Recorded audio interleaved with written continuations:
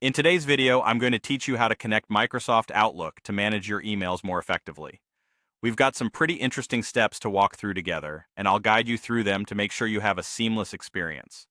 This setup will allow you to fetch and update emails while managing folders efficiently. So let's dive in. First, let's link your Microsoft Outlook account. We need to use the built-in credentials node, which essentially serves as a conduit between your email server and our workflow setup. Start by opening the Credentials node and entering your Outlook login details. Ensure that your credentials are correct to avoid any connectivity issues.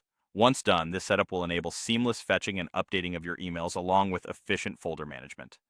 Moving on to configuring the AI model, this is a key step if you're looking to categorize your emails efficiently. For this, we'll be using the Ollama API. To begin, establish a connection with the Ollama API, a step that requires a bit of technical finesse, but fear not, it's straightforward. Select your desired language model, and this choice will help in categorizing emails according to your specific needs or preferences. This setup is particularly helpful for those who receive a high volume of emails daily and need a system to keep everything orderly and accessible.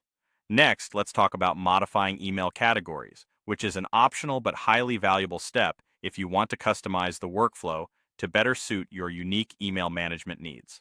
The default categorization system might not fit everyone's requirements, so feel free to experiment with different categories and subcategories.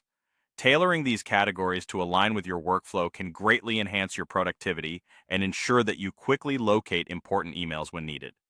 Analyze your current email storage and think about how you can streamline categories for improved efficiency.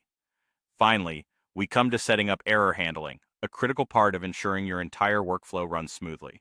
It's not uncommon for errors to occur due to unexpected changes or connectivity issues.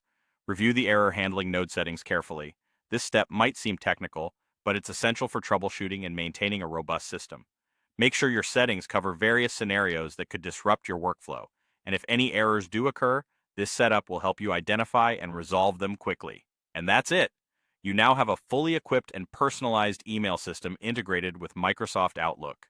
With everything set up correctly, you'll find it easier to manage emails, categorize them using your AI model, and rest easy knowing you have solid error handling in place.